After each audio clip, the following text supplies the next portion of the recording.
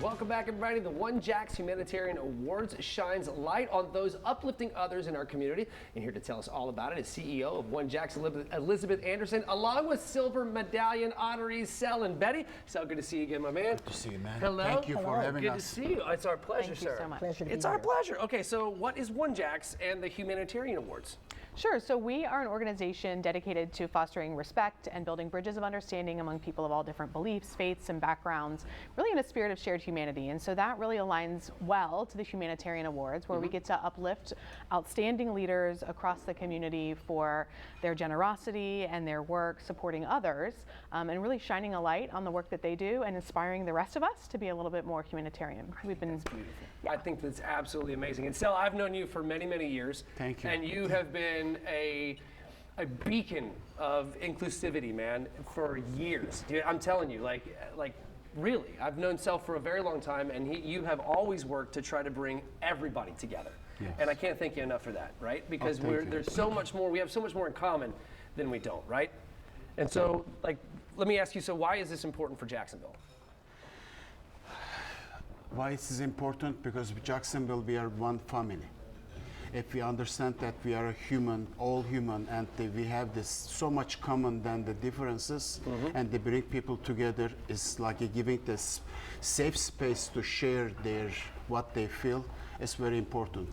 And me and my wife, we are just trying to do whatever we can do to our responsibilities. And on the end, the outcome is to make everybody happy. Yeah, absolutely. Okay, Miss Betty, you know, when you received the award, right? Let me ask you, what was going through your mind? The first thing that went through my mind is thankfulness. Thankful because I want the students that I work with in the Star Foundation to understand that leadership is service, and that when you give service, sometimes you get honored for it, but it's not the major thing. That's right. But I just also wanted to shine a light for others so that they could see that this is what we all should be doing. Yeah.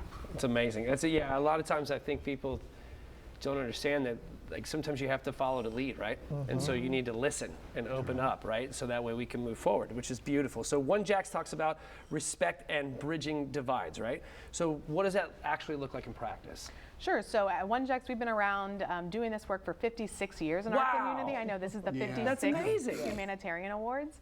And so we have been able to recognize decades of leaders in this community, really outstanding people. We also do interfaith work, civil discourse work, and we have youth programs as well, helping build future humanitarians. I think that's great. All right, Sal, let's just circle back to you. So your work brings people together, right, from different backgrounds and beliefs. So what have you learned about, what truly helps people listen, and to bridge that divide? Again, I will echo to what I said. We are all human, and we have so much similarity, and we should go out from the a comfort zone, go out from our bubbles, and go connected, because we will find so much common, and we will connect it, real connection.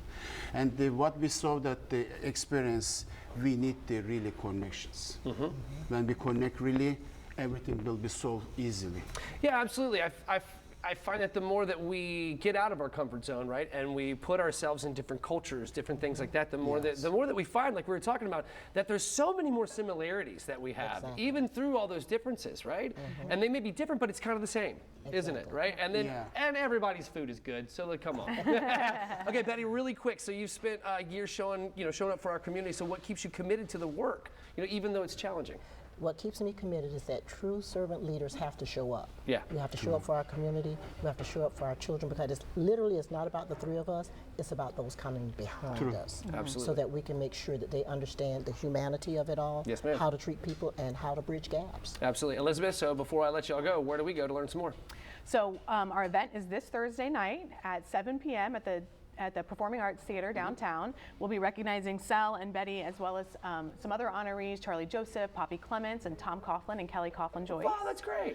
So I would love for people to come and join us. They can learn more on our website at onejax.org and grab tickets to join us. That's awesome. Thank you so very much for being here. Thank you for And having Thank you us. so much. everything you do in the community. so much. It's fantastic. All right, guys, coming up, we're going to be living